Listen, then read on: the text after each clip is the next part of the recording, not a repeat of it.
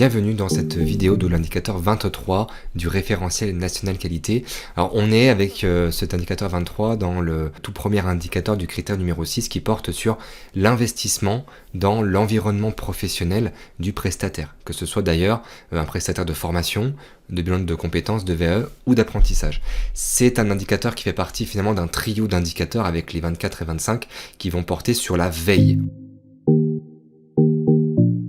Donc la veille dans quel domaine? Alors le domaine de la formation professionnelle, la veille légale et réglementaire dans le champ de la formation professionnelle. Donc ça va être très important, en sachant que le niveau attendu a évolué depuis fin 2023, début 2024, avec un niveau attendu donc qui est désormais de démontrer, alors certes, la mise en place d'une veille légale et réglementaire dans le champ de la formation pro, mais surtout sa prise en compte par le prestataire et sa communication en interne. Et ça, c'est une vraie nouveauté. On parlait avant d'exploitation de la veille. Maintenant, on parle de prise en compte et surtout de communication en interne.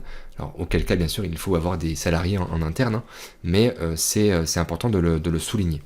Vous avez aussi, par rapport aux non-conformités entre la V7 et la V8, V9, des nouveautés. Une non-conformité mineure était auparavant caractérisée par une exploitation partielle de la veille mise en place. Désormais, pour avoir une NC mineure, ce sera caractérisé par l'absence d'exploitation de la veille. Donc c'est plutôt un allègement par rapport à ce qui était fait auparavant. Donc plutôt une bonne nouvelle par rapport aux audités, que vous soyez en audit initial, en surveillance ou en renouvellement d'ailleurs.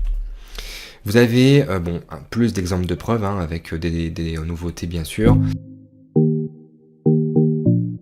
Donc ce qui est intéressant en fait sur cet indicateur 23, c'est de bien comprendre vraiment les trois niveaux d'exigence, et d'ailleurs que ce soit pour la formation, mais aussi pour tout le monde, pour toutes les catégories.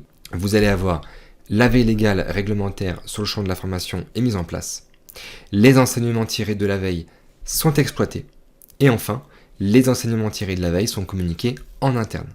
Et bien sûr, l'auditeur s'attend à avoir des éléments en fonction de chaque catégorie d'action. Si vous êtes audité sur formation plus bilan de compétences, il faudra démontrer des éléments en fonction de chaque catégorie. Voilà. On se retrouve dans les prochaines vidéos des indicateurs de veille, à la fois les 24 et les 25. N'hésitez pas à vous abonner pour en savoir plus. Je vous dis à bientôt.